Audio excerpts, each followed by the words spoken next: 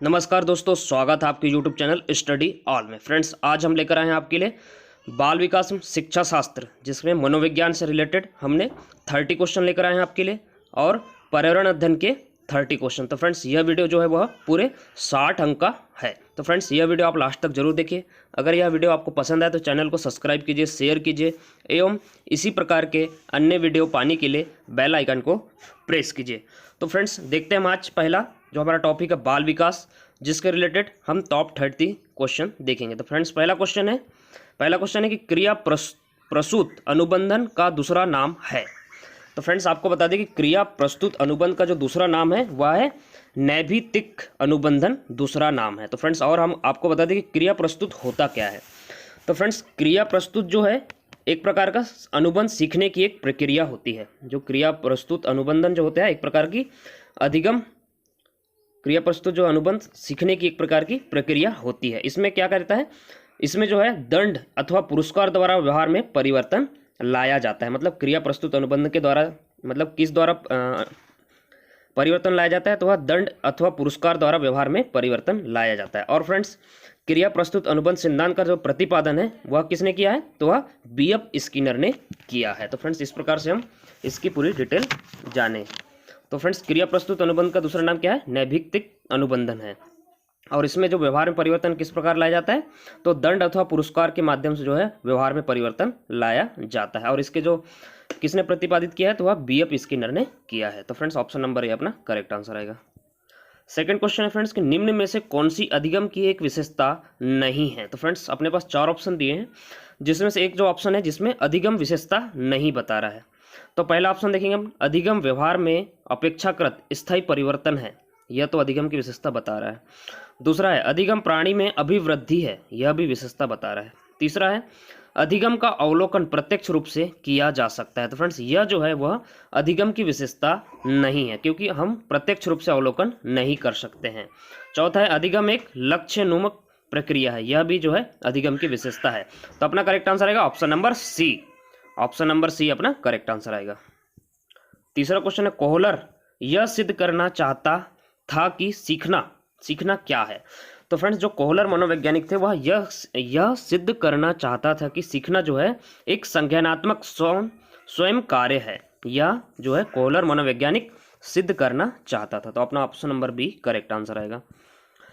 14 question है जो संबंध स्किनर का चूहों से एवं थॉर्नडाइक का बिल्लियों से था वही संबंध कोहलर का था। तो फ्रेंड्स, वही संबंध जो था कोहलर ने किसके में प्रयोग किया था, तो वह वन मानुषों से था। तो उन्होंने जो स्किनर ने चूहों से था और थॉर्नडाइक का बिल्लियों से था, तो वही संबंध जो कोहलर का था वह वन मानुषों से था। तो ऑप्शन नंबर डी अपना करेक्ट आंसर आएगा। 5वां क्वेश्चन है फ्रेंड्स कि अधिगम का पठार है।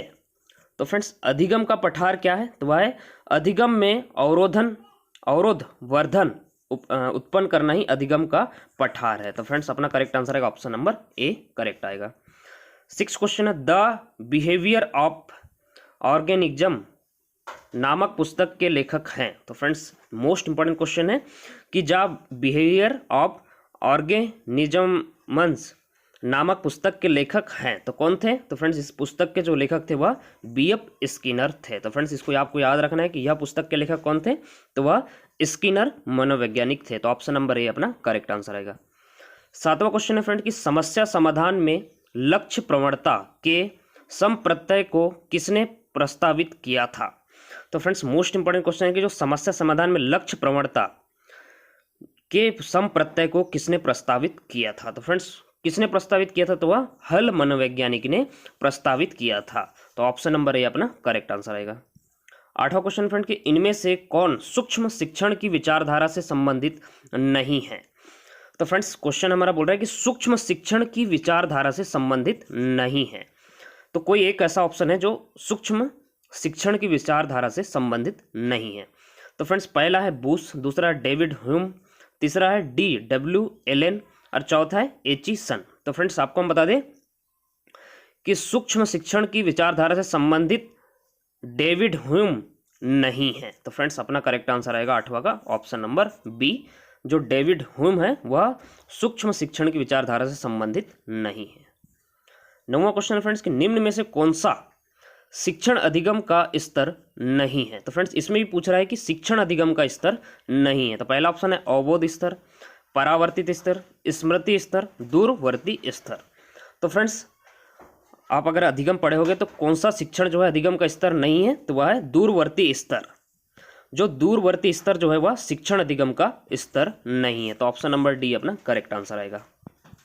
10वां क्वेश्चन है कि निम्न में से कक्षा शिक्षण में जनतांत्रिक शिक्षण नीति नहीं है। तो फ्रेंड्स अपन को क्वेश्चन बोल रहा है कि जनतांत्रिक शिक्षण नीति कौन सी नहीं है, तो वह है व्याख्यान विधि जो है वह जनतांत्रिक शिक्षण विधि नहीं है। तो ऑप्शन नंबर ए अपना करेक्ट आंसर आएगा। 11वां क्वेश्चन फ्रेंड्स कि हम करके सीखते हैं किसने कहा था। तो फ्रेंड्स मोस्ट इंपॉर्टेंट क्वेश्चन है, मोस्ट इंपॉर्टेंट क्वेश्चन है कि हम करके सीखते हैं किसने कहा था, तो वह डॉक्टर मेस ने कहा था। तो फ्रेंड्स अपना करेक्ट आंसर आएगा ऑप्शन नंबर सी, बिल्कुल करेक्ट आएगा। 12वां क्वेश्चन है कि निम्न में से कौन सा शिक्षण का स्तर नहीं है। तो फ्रेंड्स शिक्षण का स्तर नहीं है पूछा है। पहला है बोध, शिक्षण का स्तर होता है, चिंतन भी होता है, स्मृति भी होता है। तो फ्रेंड्स जो वर्णन होता है वह शिक्षण का स्तर नहीं होता है। तो अपना करेक्ट आंसर आएगा ऑप्शन नंबर डी करेक्ट आएगा। 13वां क्वेश्चन फ्रेंड्स कि शिक्षण की अंत क्रियात्मक अवस्था में मुख्य संक्रिया होती है। तो फ्रेंड्स मुख्य संक्रिया क्या होती है अंत क्रियात्मक अवस्था में, तो वह होती है क्रिया और प्रतिक्रिया की। शिक्षण की अंत क्रियात्मक अवस्था में जो है मुख्य संक्रिया क्रिया और प्रतिक्रिया की जो मुख्य संक्रिया होती है। तो फ्रेंड्स अपना करेक्ट आंसर आएगा option number C. Friends next question देखेंगे हम कि एक बालक जो है काली गाय, काला कुत्ता तथा काली वस्तुओं को देखकर डरने लगता है, इस प्रकार के अनुबंध में निहित है। तो फ्रेंड्स अगर कोई बालक है जो काली गाय, काला मतलब काला जो है उससे देख के वह डरता है, तो उसमें किस प्रकार का अनुबंधन में निहित है, मतलब किस प्रकार का अनुबंध उसमें पाया जाता है, तो वह उद्दीपक सामान्यीकरण जो है उसमें अनुबंध निहित होता है। तो फ्रेंड्स अपना करेक्ट आंसर आएगा 14 का ऑप्शन नंबर बी करेक्ट आएगा। 15वां क्वेश्चन है कि शिक्षण विधि का चयन करते समय निम्न में से किसको ध्यान में रखने की आवश्यकता नहीं है। तो फ्रेंड्स कौन सी चीज़ अगर अपन शिक्षण विधि का चयन करते समय किसको ध्यान में रखने की आवश्यकता बिल्कुल भी नहीं है, तो वह होता है अभिभावकों की पृष्ठभूमि जो होता है, जिसको हम अगर शिक्षण विधि का चयन कर रहे हैं तो इसको ध्यान रखने की आवश्यकता नहीं होती है। तो किसको होती है, तो पहला है व्यक्तिगत भेद को होती है, विद्यार्थियों का मानसिक स्तर को ध्यान में रखना पड़ता है, विषय की विशिष्ट प्रकृति को ध्यान में रखना पड़ता है। तो ये 3 चीज़ों को ध्यान में रखना पड़ता है और अभिभावकों की पृष्ठभूमि इसको ध्यान में रखने की आवश्यकता नहीं होती है। तो ऑप्शन नंबर बी अपना करेक्ट आंसर आएगा। 16वां क्वेश्चन है सीखना एक तरह के व्यवहार का क्या है। तो फ्रेंड्स सीखना जो होता है एक तरह के व्यवहार का जो है संशोधन है। तो ऑप्शन नंबर सी अपना करेक्ट आंसर आएगा। 17वां क्वेश्चन है कि स्किनर बॉक्स का प्रयोग किया जाता है। फ्रेंड्स स्किनर बॉक्स का प्रयोग कहाँ किया जाता है, तो फ्रेंड्स वह प्रस्तुत अनुबंध के लिए जो है स्किनर बॉक्स का प्रयोग किया जाता है। तो फ्रेंड्स अपना करेक्ट आंसर आएगा ऑप्शन नंबर बी करेक्ट आएगा। 18वां क्वेश्चन है कि निम्न में से कौन सा युग्म सही नहीं है। तो फ्रेंड्स अपने पास 4 ऑप्शन दिए गए हैं जिसमें से एक युग्म जो है वह बिल्कुल भी सही नहीं है। तो पहला अपन पढ़ेंगे, पहला युग्म है सीखने का उद्दीपक अनुक्रिया सिद्धांत थार्नडाइक का है, तो बिल्कुल सही युग्म है। सेकंड है सीखने का क्रिया प्रस्तुत अनुबंध सिद्धांत बीएफ स्किनर का है, बिल्कुल सही है। सीखने का क्लासिकल सिद्धांत पावलोव का है, तो यह भी बिल्कुल सही नहीं है। तो फ्रेंड्स आपको समझ में आ गया कि कौन सा युग्म सही नहीं है। तो सीखने का समग्र सिद्धांत हाल का है, यह बिल्कुल भी सही नहीं है, यह युग्म जो है वह गलत है। तो ऑप्शन नंबर डी अपना करेक्ट आंसर आएगा। 19वां क्वेश्चन इनमें से किनका नाम सुजन शास्त्र के पिता से जुड़ा हुआ है। तो फ्रेंड्स इनमें से किनका नाम जो है वह सुजनन शास्त्र के पिता से जुड़ा हुआ है, तो वह थे गाल्टन मनोवैज्ञानिक का जो नाम है वह सुजन शास्त्र के पिता से जुड़ा हुआ है। तो ऑप्शन नंबर बी अपना करेक्ट आंसर आएगा। 50 क्वेश्चन है फ्रेंड्स कि ग्रंथियों के आधार पर व्यक्तित्व के विभिन्न प्रकारों की चर्चा किसने की है। तो फ्रेंड्स कौन से मनोवैज्ञानिक थे जिन्होंने ग्रंथियों के आधार पर व्यक्तित्व के विभिन्न प्रकारों की चर्चा की है, तो वह थे कैनन मनोवैज्ञानिक जो थे, उन्होंने जो है ग्रंथि के आधार पर व्यक्तित्व के विभिन्न प्रकारों की चर्चा की थी। तो ऑप्शन नंबर सी अपना करेक्ट आंसर आएगा। 21 क्वेश्चन है कि सीखने की वह अवधि जब सीखने की प्रक्रिया में कोई उन्नति नहीं होती है तो वह कहलाती है। फ्रेंड्स अगर अपन सीख रहे हैं, सीखने की जो अवधि होती है जिसमें सीखने की प्रक्रिया में कोई भी उन्नति नहीं हो रही है, मतलब अपन सीख नहीं पा रहे हैं, तो वह कहलाती है, तो उसे हम सीखने का पठार कहते हैं। तो फ्रेंड्स अपना करेक्ट आंसर आएगा ऑप्शन नंबर बी करेक्ट आएगा। 22 क्वेश्चन आपकी स्क्रीन पर, सीखने में प्रयास व मूल के सिद्धांत का प्रतिपादन किसने किया? तो फ्रेंड्स आपको बता दें कि सीखने का जो प्रयास और मूल के सिद्धांत का प्रतिपादन जो है वह थॉर्नडाइक ने किया। तो फ्रेंड्स ऑप्शन नंबर सी अपना करेक्ट आएगा। 23 क्वेश्चन है कि क्रिया प्रस्तुत अनुबंध सिद्धांत का प्रतिपादन किया। तो फ्रेंड्स आपको हमने पहला क्वेश्चन में जो व्याख्या बताया था उसमें हमने ये भी बताया था कि क्रिया प्रस्तुत जो अनुबंध सिद्धांत का प्रतिपादन है किसने किया है, तो वह स्किनर ने किया है, बीएफ स्किनर ने किया है। तो ऑप्शन नंबर डी अपना करेक्ट आंसर आएगा। 24वां क्वेश्चन है कि कोहलर निम्न में से किससे संबंधित है? तो फ्रेंड्स कोहलर जो मनोवैज्ञानिक थे वह निम्न में से किस सिद्धांत से संबंधित है? पहला है अभिप्रेरणा का सिद्धांत, विकास का सिद्धांत, व्यक्तित्व का सिद्धांत, अधिगम का सिद्धांत। तो फ्रेंड्स आपको समझ में आ गया होगा जो कोहलर मनोवैज्ञानिक थे वह निम्न में से किससे संबंधित थे, तो वह अधिगम के सिद्धांत से संबंधित थे। तो ऑप्शन नंबर डी अपना करेक्ट आंसर आएगा। 25 क्वेश्चन फ्रेंड्स कि निम्न में से कौन शेष से भिन्न है?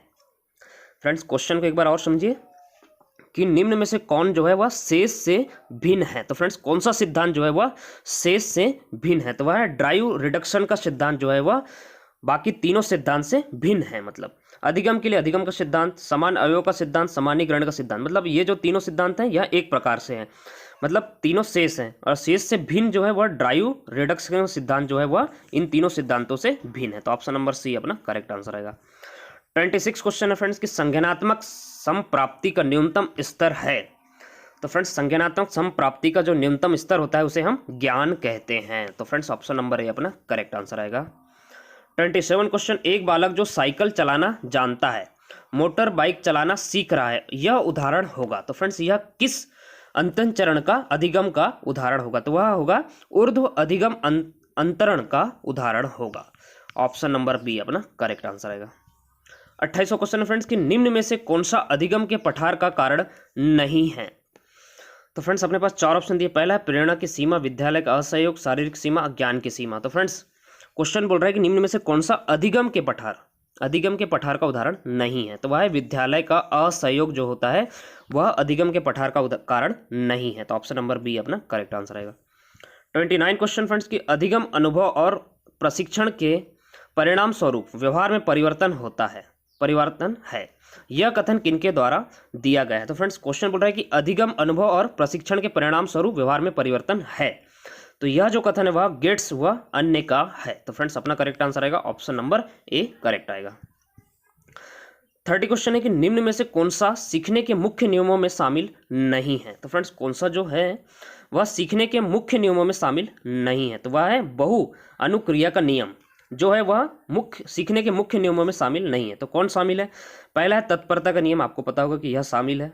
अभ्यास का नियम, यह भी शामिल है। प्रभाव का नियम, यह भी जो है वह सीखने के मुख्य नियमों में शामिल है। जो बहु अनुक्रिया का नियम जो है वह शामिल नहीं है। तो फ्रेंड्स ऑप्शन नंबर सी अपना करेक्ट आंसर आएगा। तो फ्रेंड्स आपको बताना है कि यह जो बाल विकास के 30 क्वेश्चन थे इनमें से 30 में से आपके कितने मार्क्स आए, यह कमेंट बॉक्स में कमेंट करके जरूर बताइए। तो फ्रेंड्स अब देखेंगे हम पर्यावरण अध्ययन के टॉप 30 क्वेश्चन। तो फ्रेंड्स पर्यावरण अध्ययन के टॉप 30 क्वेश्चन में पहला क्वेश्चन है, आज हमने जो पर्यावरण अध्ययन में जो टॉपिक लिया है वह है अंतरिक्ष। आपको पता होगा कि अपना जो एमपी-टेट जो उसमें सिलेबस आया है तो उसमें हमारा जो पर्यावरण अध्ययन में जो टॉपिक दिया है वो टॉपिक है एक अंतरिक्ष विज्ञान का भी टॉपिक दिया हुआ है। तो फ्रेंड्स इस टॉपिक से रिलेटेड हमने टॉप 30 क्वेश्चन आपके लिए लेकर आए हैं। तो फ्रेंड्स पहला क्वेश्चन है कि निम्नलिखित में से कौन सा एक अंतरिक्ष यान है? तो फ्रेंड्स कौन सा जो है वह निम्नलिखित में से एक अंतरिक्ष यान है, तो वह है कैसिनी जो है वह एक प्रकार का अंतरिक्ष यान है। तो फ्रेंड्स पहला का करेक्ट आंसर आएगा ऑप्शन नंबर बी करेक्ट आएगा।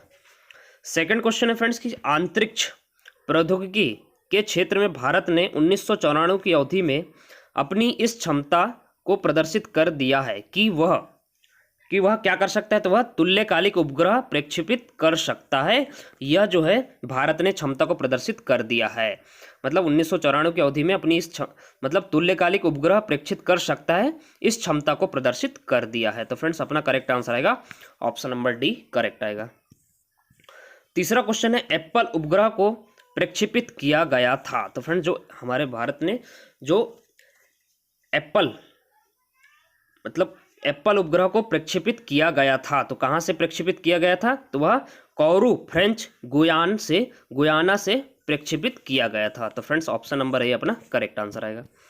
चौथा क्वेश्चन है भारत का पहला संचालन उपग्रह कहाँ से छोड़ा गया था। तो फ्रेंड्स जो भारत का जो पहला संचालन उपग्रह IRNSS.IA जो उपग्रह था वह कहाँ से छोड़ा गया था। तो फ्रेंड्स वह श्रीहरिकोटा से छोड़ा गया था। फ्रेंड्स अपन को याद रखना है कि कहाँ से छोड़ा गया था, तो वह श्रीहरिकोटा से छोड़ा गया था। पांचवा क्वेश्चन है भारत के NSAT-1D का प्रक्षेपण कब किया गया था। तो फ्रेंड्स आपको हम बता दें कि जो भारत के NSAT-1D का प्रक्षेपण कब किया गया था, तो वह 12 जून 1990 में किया गया था। तो फ्रेंड्स आपको याद रखना है कब किया गया था, तो वह 12 जून 1990 में किया गया था। छठवां क्वेश्चन है INSAT-2A कब छोड़ा गया। तो फ्रेंड्स INSAT जो 2A था वह कब छोड़ा गया, तो वह 10 जुलाई 1992 में छोड़ा गया था। तो फ्रेंड्स अपन को याद रखना है कि वह 10 जुलाई 1992 में छोड़ा गया था। तो अपना करेक्ट आंसर है ऑप्शन नंबर सी। सातवां क्वेश्चन है इसरो की मास्टर कंट्रोल सुविधा हासन में है जो अवस्थित है। तो फ्रेंड्स वो कहाँ अवस्थित है, तो वह कर्नाटक में अवस्थित है। तो फ्रेंड्स अपना करेक्ट आंसर आएगा option number D correct answer आएगा कि जो इसरो की जो मास्टर कंट्रोल सुविधा हासन में है जो अवस्थित है, तो वह कहाँ अवस्थित है, तो वह कर्नाटक में अवस्थित है। आठवां क्वेश्चन है सितंबर 2002 में भारत ने प्रक्षेपित किया। तो फ्रेंड्स सितंबर जो 2002 में भारत ने किसको प्रक्षेपित किया था, तो वह मेटसैट को प्रक्षेपित किया था। तो ऑप्शन नंबर डी अपना करेक्ट आंसर आएगा। नौवां क्वेश्चन है एक भू स्तर उपग्रह का परिभ्रमण काल होता है। तो फ्रेंड्स एक जो भू स्तर उपग्रह का परिभ्रमण काल जो होता है वह कौन सा होता है, तो वह 24 घंटे का होता है। तो फ्रेंड्स अपना करेक्ट आंसर आएगा ऑप्शन नंबर बी करेक्ट आएगा। 10वां क्वेश्चन है किस वायुमंडलीय परत में संचार उपग्रह अवस्थित किए जाते हैं। तो फ्रेंड्स किस वायुमंडल में अपन जो है संचार उपग्रह जो अवस्थित किए जाते हैं किस वायुमंडल में करते हैं, तो वह होता है बहिमंडल, मतलब उसको बोलते हैं एक्सोस्फीयर में अवस्थित किए जाते हैं। तो ऑप्शन नंबर डी अपना करेक्ट आंसर आएगा। 11वां क्वेश्चन है फ्रेंड्स कि जब INSAT-3B लॉन्च किया गया था उस समय निम्नलिखित में से कौन इसरो का अध्यक्ष था। तो फ्रेंड्स उस समय जो है था इसरो का अध्यक्ष कौन था, यह क्वेश्चन पूछ सकता है। तो फ्रेंड्स उस समय जो अपने इसरो का अध्यक्ष था वह था के कस्तूरी रंगन था। तो फ्रेंड्स अपन को याद रखना है कौन था, तो वह के कस्तूरी रंगन था। तो ऑप्शन नंबर सी अपना करेक्ट आंसर आएगा। 12वां क्वेश्चन नासा अमेरिकी अंतरिक्ष अभिकरण ने केपलर नामक दूरबीन का प्रवर्तन किया जानने के लिए, तो क्या जानने के लिए जो केपलर नामक दूरबीन का प्रवर्तन किया था। तो फ्रेंड्स वह पृथ्वी तुल्य ग्रहों को जानने के लिए जो है वह नासा अमेरिकी अंतरिक्ष अभिकरण ने केपलर नामक दूरबीन का प्रवर्तन किया था। तो ऑप्शन नंबर डी अपना करेक्ट आंसर आएगा। 13वां क्वेश्चन है भारतीय उपग्रह श्रृंखला जो दूर संचार तंत्र के लिए उपयोग में लाई जा रही है, तो वह कौन सी है, तो वह है एनसेट उपग्रह जो है वह दूर संचार तंत्र के लिए उपयोग में लाई जा रही है। तो ऑप्शन नंबर डी अपना करेक्ट आंसर आएगा। 14 क्वेश्चन है भारत का पहला रिमोट सेंसिंग सैटेलाइट छोड़ा गया था। तो फ्रेंड्स कहाँ से छोड़ा गया था, तो वह बीकानेर से छोड़ा गया था। तो ऑप्शन नंबर ए अपना करेक्ट आंसर आएगा। 15वां क्वेश्चन है INSAT-3C को प्रक्षेपित किया गया। तो फ्रेंड्स जो INSAT-3C जो था उसको हम श्रीहरिकोटा से प्रक्षेपित किया गया था। तो ऑप्शन नंबर सी अपना करेक्ट आंसर आएगा। 16वां क्वेश्चन है फ्रेंड्स कि निम्नलिखित युग्मों में से कौन सा एक सही सुमेलित नहीं है। तो फ्रेंड्स निम्नलिखित युग्म में से कौन सा एक जो है सही सुमेलित नहीं है, तो वह है वो है अंटार्कटिस अंतरिक्ष स्टेशन। जो ऑप्शन नंबर डी है यह बिल्कुल भी सही सुमेलित नहीं है। तो ऑप्शन नंबर डी अपना करेक्ट आंसर आएगा। 17वां क्वेश्चन है नासा का अंतरिक्ष यान कैसिनी किस उपग्रह के मिशन पर है। तो फ्रेंड्स कौन से उपग्रह के मिशन पे है, तो वह शनि उपग्रह के मिशन पर है। तो फ्रेंड्स नासा का जो अंतरिक्ष यान कैसिनी जो है वह शनि उपग्रह के मिशन पर है। तो फ्रेंड्स अपन को याद रखना है कौन सा उपग्रह के मिशन पर है, तो वह शनि। 18वां क्वेश्चन है निम्नलिखित में से कौन सा नासा का अंतिम अंतरिक्ष यान शटल रहा है। तो फ्रेंड्स कौन सा जो है अंतिम अंतरिक्ष यान रहा है, तो वह था अटलांटिस जो अंतरिक्ष यान था वह नासा का अंतिम अंतरिक्ष यान रहा है। तो ऑप्शन नंबर ए अपना करेक्ट आंसर आएगा। 19वां क्वेश्चन है कभी कभी समाचारों में event horizon singularity string theory और स्टैंडर्ड मॉडल जैसे शब्दों शब्द किस संदर्भ में आते हैं? तो फ्रेंड्स इस तरह के जो शब्द समाचार पत्रों में आते हैं तो वह किस संदर्भ में आते हैं? तो वह ब्रह्मांड का प्रक्षेपण और बोध के संबंध में इस तरह के शब्दों का प्रयोग किया जाता है। ऑप्शन नंबर ए अपना करेक्ट आंसर आएगा। 20वां क्वेश्चन है टीम पिक निम्नलिखित में से किस रूप में जाना जाता है? तो फ्रेंड्स टीम पिक जो है वो निम्नलिखित में से किस रूप में जाना जाता है? तो उसे अंतरिक्ष यात्री के रूप में जाना जाता है। ऑप्शन नंबर सी अपना करेक्ट आंसर आएगा। 21वां क्वेश्चन है कि निम्नलिखित में से एक नया नाम कल्पना वन दिया गया है, तो वह मेट सेट को दिया गया है। तो ऑप्शन नंबर बी अपना करेक्ट आंसर आएगा। 22वां क्वेश्चन है कि निम्नलिखित में से कौन सा सही सुमेलित नहीं है? तो फ्रेंड्स वह है भारतीय अंतरिक्ष अनुसंधान संगठन उपग्रह केंद्र श्रीहरिकोटा। 22वां करेक्ट आंसर आएगा ऑप्शन नंबर सी, यह सुमेलित बिल्कुल भी नहीं है। तो ऑप्शन नंबर सी अपना करेक्ट आंसर आएगा। 23वां क्वेश्चन है कि चंद्रमा पर जाने के लिए दुनिया की पहली प्राइवेट फ्लाइट योजना का नाम है। तो फ्रेंड्स क्या नाम था उसका? मून एक्सप्रेस था। जो चंद्रमा में जाने वाली दुनिया की पहली प्राइवेट फ्लाइट योजना का नाम क्या था? तो वह मून एक्सप्रेस था। तो अपन को याद रखना है क्या नाम था? Moon express.